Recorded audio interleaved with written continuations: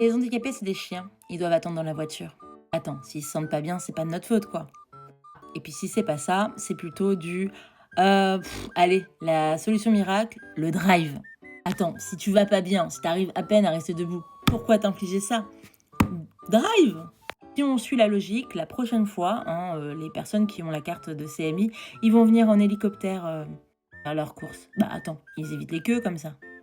Rigolo parce que c'est souvent des gens valides qui, s'ils avaient la moitié des choses qu'on a, seraient les premiers à utiliser leurs droits et à le revendiquer. Mais comme ils ne le vivent pas, ne le vivent pas ni de près ni de loin, et qu'ils n'ont pas quelqu'un dans leur entourage, parce que c'est pas possible d'avoir ce genre de commentaires avec quelqu'un qui vit vraiment un handicap de près ou de loin, mais comme ils ne le vivent pas, ils se disent attends, ils nous font chier avec leur handicap, ils ont qu'à juste demander à quelqu'un de faire leurs courses à leur place, de faire la queue à leur place, ou de carrément faire des drives. Je veux dire, à un moment donné, si tu te sens pas assez bien pour faire la queue, tu viens pas faire les courses, quoi. Il y a des gens qui sont tout seuls, hein. Des gens qui n'ont pas le droit d'aide. Et il y a des gens, tu vois, où, franchement, ils n'ont pas accès, en fait, au drive. Par exemple, moi, chez moi, je n'ai pas de drive parce que je vis à la campagne.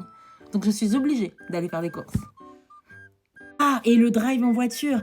Oui, et ben en fait, le problème, c'est que tu as des dates de péremption qui se périment beaucoup plus vite, t'as pas tout. Enfin bref, on a le droit de vivre, en fait.